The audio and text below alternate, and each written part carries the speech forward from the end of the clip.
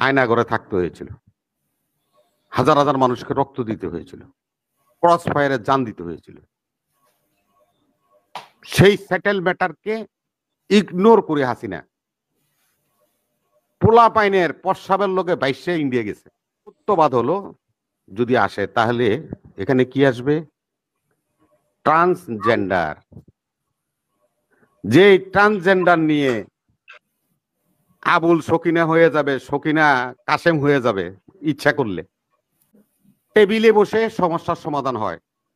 দ্বিতীয় বিশ্বযুদ্ধ কিন্তু টেবিলে বসে শেষ হয়েছে, কুরুক্ষেত্রের যুদ্ধ কিন্তু আলোচনার মাধ্যমে শেষ হয়েছে। ইতিহাস পড়তে কোন, ওদেরকে ইতিহাস জানতে কোন। আর একটা প্রশ্ন সংস্কার নিয়ে হাসিনুর ভাই অনেক সময় কথা বলেন, আমি আপনাকে ধন্যবাদ জানাই, স্যালুট জানাই। আপনার কাছে একটা প্রশ্ন রাখবো আজকে। যে কথাটা একটু আগে আপা বলছিল, কি কি জিয়াবাদ কি জানি, কার নাম জানি কইছিলেন আপনি? জিয়াবাদ চায় না। কে বলছে? কে বলছিল জানি এটা? নাসির পাটোয়ারি। ও, ওই পোল্ট্রি নাসির, ওরে চিনেন না? ও তো পোল্ট্রি নাসির।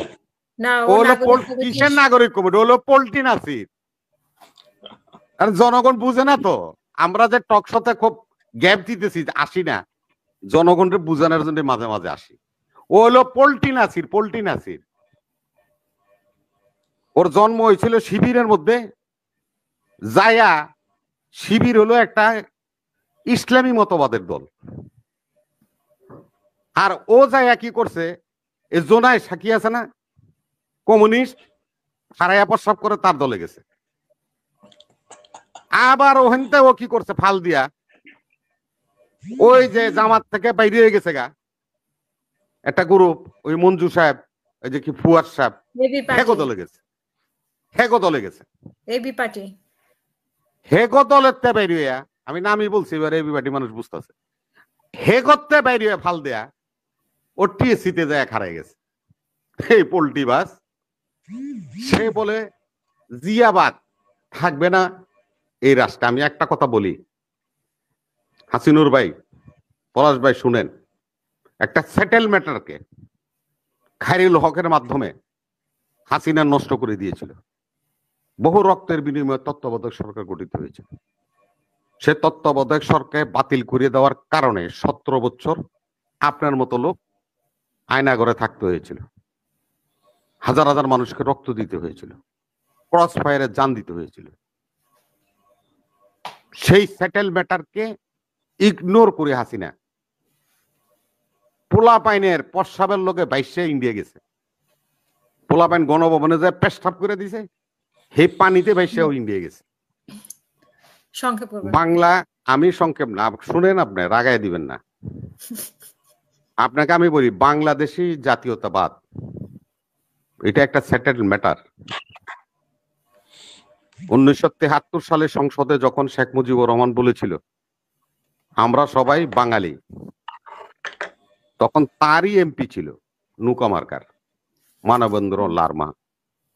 তিনি সংসদে পদত্যাগ করে চলে গিয়েছিলেন এবং জঙ্গি বাহিনী বানিয়েছিলেন। 18 বছর তারা বিদ্রোহ করেছেন, মেচাকার করেছে। হাসিনুর ভাই ওই পার্বত্য চট্টগ্রামে চাকরি করছে। আজকে আপনাকে আমি বলি, শহীদ রাষ্ট্রপতি জিয়াউর রহমান অনেক চিন্তা করে উনি এসে বলল যে না, আমাদের দেশে হাজং আছে, গারো আছে, চাকমা আছে, মগ আছে, বিভিন্ন ধর্মের মানে লোক আছে, নৃগোষ্ঠী, উপজাতি, আদিবাসী, সবাই তো আর তারা বাঙালি না। আমি বাঙালির ঘর থেকে জন্ম হয়েছে, আমি বাঙালি। উনি নতুন একটা তত্ত্ব নিয়ে আসলেন, সেটা হলো বাংলাদেশি জাতীয়তাবাদ। জাতীয়তার সূত্রে আমরা সবাই বাংলাদেশি, আর নাগরিক হিসাবে আমি চাকমা, গারো, বাঙালি, মুসলমান, হিন্দু ইত্যাদি। এটা কিন্তু সেটেল ম্যাটার। এখন দেখেন আপা, এখানে একটা সুন্দর একটা জিনিস আছে যে সংস্কার নিয়ে খুব চিন্তা করতেছে আমার হাসিনুর ভাই।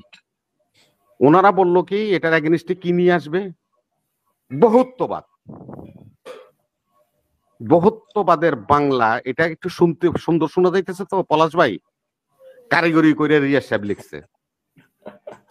বহুত্ববাদের অর্থটা যদি উনি বুঝতো, আমি এখন আপনাদের সামনে বলছি, জনগণের উদ্দেশ্যে বলছি, সকল রাজনৈতিক দলের কর্মী সমর্থকদের উদ্দেশ্যে বলছি, এবং আমার দেশের ধর্মপ্রাণ মুসলমানদের উদ্দেশ্যে বলছি। বহুত্ববাদ হলো যদি আসে তাহলে এখানে কি আসবে? ট্রান্সজেন্ডার। যে ট্রান্সজেন্ডার নিয়ে আবুল সকিনা হয়ে যাবে, সকিনা কাসেম হয়ে যাবে ইচ্ছা করলে, সেই জেন্ডারের এগেনিস্টে কিন্তু আমরা হাসিনার বিরুদ্ধে সংগ্রাম করেছিলাম। কারা করেছিল? এই দেশের সকল ইসলামী দল, সকল জাতীয়তাবাদী মূল্যবোধ যারা নাকি বিশ্বাস করে তারা, এই ছাত্ররা রাস্তায় নেমে এসেছিল, ওই বই পুরাই দেওয়া হয়েছিল। কিছুতেই আমরা মানি নাই যে এটা হতে পারে না। তাহলে বহুত্ববাদ হলে তো ট্রান্সজেন্ডার ওইটার মধ্যে আসবে। জি। আলী রিয়াজ সাহেব থাকেন তো আমেরিকায়, পশ্চিমবঙ্গে লোকে খান, খাড়ায় খাড়া পেশাব করেন, ধর্মকর্ম তো কোনোটাই পালন করেন না, জীবনে নামাজও পড়েন নাই, রোজাও থাকেন নাই। এখানে আইছেন বহুত্ববাদের বীজ বপন করার জন্য। বহুত্ববাদের সংজ্ঞা বুঝে নেন। বহুত্ববাদ হলে এখানে ট্রান্সজেন্ডার এসে যাবে, সকল গোত্র, সকল ধরনের লোক এই বহুত্ববাদের মধ্যে এসে যাবে। আর যদি হয় বাংলাদেশি জাতীয়তাবাদ, সেখানে যার যার জায়গায় শেষে সেটেল থাকবে। শেষ করে তবে দেবে। আমরা নাগরিক হিসাবে বাংলাদেশি বলে গণ্য হব। একটা সেটেলমেন্টারকে ডিসসেটেল করার জন্য হাসিনারে কিন্তু পলায়ে যেতে হয়েছে দেশ থেকে। হুম। আপনারা যারা সংস্কারের কথা বলছেন, এই সমস্ত নতুন নতুন তথ্য নিয়ে সংস্কারের মধ্যে নিয়ে আসতেছেন, বাংলাদেশি জাতীয়তাবাদ শহীদ রাষ্ট্রপতি জিয়াউর রহমানের এই সেটেল পদ্ধতি যদি বাদ দিয়ে বহুত্ববাদ করার চেষ্টা করেন, তাহলে আপনারা গঙ্গার জলে ভাসিয়া বাইসা চলে যাবেন, কেউ আপনাদেরকে ঠেকাতে পারবে না। এত সোজা ভাববেন না। বাংলাদেশ জাতীয়তাবাদী দল কচু পাতার পানি না, টোকা দিলে পড়ে যাবে। বুঝতে পারছে আসিফ, আজকে আবার আরেকটা স্ট্যাটাস দিছে, আরো বুঝবে তারা। প্রথম দিন থেকে বুঝতেছে। এই পর্যন্ত যতবারই বিএনপির সাথে আমি বাংলা ভাষায় কথা কইতো, যতবার গাইরামি করছে, তেরামি করছে, ততবারই ওরা পড়ছে। 15 দিনের না আলটিমেটাম দিল। 15 দিন যায়, এখন কতদিন হয়েছে? আলটিমেটাম কই?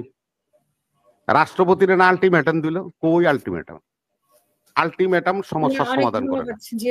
না না শুনেন আপা, না শুনেন, আলটিমেটাম সমস্যার সমাধান করে না, টেবিলে বসে সমস্যার সমাধান হয়।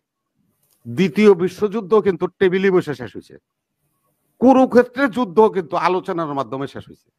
ইতিহাস পড়তে কোন, ওদেরকে ইতিহাস জানতে কোন, তারপরে মানুষ সম্বন্ধে কমেন্টস করবে, একজন ভদ্রলোকরে আলতু পালতু কথা বলবে। অনেক বলছে, আমরা এগুলো সহ্য করছি। আগামীতে যদি তারা তাদের মুখের লেগাম না টানে, তাহলে আমরা বাধ্য হব। আমাদের কাছে ওই রকম হাজার হাজার লক্ষ লক্ষ পোলাপাইন আছে, এই দলের মধ্যেই আছে। আমাদের পোলাপাইন কিন্তু পয়সা থাকবে না, তখন আপনাদের নিয়ে কুৎসা রটনা করবে, বাজে কথা বলবে। যে কথা আমি আজকে বললাম, যে একজন উপদেষ্টার বাপে সুটকির মার্কেট দখল করে লয়ে গেছে, এটা আমাদের জানা আছে। আমরা সত্য কথাগুলি তুলে আনবো, তখন বুঝবেন চাঁদাবাজি কাকে বলে, কত প্রকার এবং কি কি। আরে ভাই, সারাদিন ধরে গুলিস্তান, ঢাকা শহরে এই অটোওয়ালার থেকে 10 টাকা, চটপটিওয়ালা থেকে 20 টাকা, ওই হকারের থেকে 50 টাকা নিয়ে কতদিন পর্যন্ত এই টাকা শাপলা চত্বরে জমাইলে ইসলামী ব্যাংকের টাকার সমান হইব? ইসলামী ব্যাংকে যে টাকা ছিল দখল হওয়ার পর বেহাত হইছে, আরো 100 বছর বিএনপির বলাবেন চাঁদাবাজি করলো, এই টাকা কামাইতে পারবে না। আমাদের ঐক্য ধরে রাখার জন্য, যার কারণে আমরা চুপ করে থাকি। ঐক্য নষ্ট হোক এটা চাই না। যদি বেশি খোঁচাখুচি করেন, তাইলে কার বাবা কি ছিল, কোথায় কে দালালি করছেন, সবকিছু কিন্তু আমরা জনসম্মুখে নিয়ে আসবো। সেটা হলো, দেখেন গান্ধী পরিবার, খুব নাম করা পরিবার ভারত উপমহাদেশে।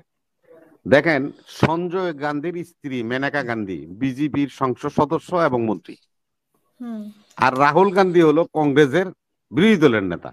সোনিয়া গান্ধী কংগ্রেস করে, কিন্তু সঞ্জয় গান্ধীর স্ত্রী মেনকা গান্ধী তিনি কিন্তু কংগ্রেস করেন না, তিনি বিজেপি করেন, উল্টা পার্টে এবং মন্ত্রী সে দেশে। এক ঘরের মধ্যেই তো অনেক কিছু চর্চা হয়।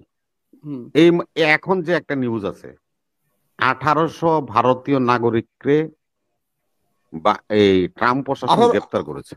18,000 না শুনেন, একটা মিশিগানিতে এবং ওয়াশিংটন সহ জর্জিয়াতে এই মুহূর্তে খবর আছে যে 16,000 ভারতীয় নাগরিককে গ্রেপ্তার করেছে এবং 16 লক্ষ ভারতীয় নাগরিক নাগরিকত্বের কারণে ভারতে ফেরতে আসবে। সেখানে জয়শঙ্কর কি বলেছে জানেন? ভারত কত নরম হয়েছে। সেখানে বলছে যে যদি অবৈধভাবে কেউ আপনার দেশে থাকে তাকে ফেরত পাঠালে আপনারা আপনাদের খরচে পাঠাইবেন না আমরা আমাদের প্লেনে করে নিয়ে যাব। এই ব্যাপারে যদি সাজেশন থাকে তাহলে মার্ক রুবিরে বলছে আপনি আমাকে একটু সাজেশন দিয়ে।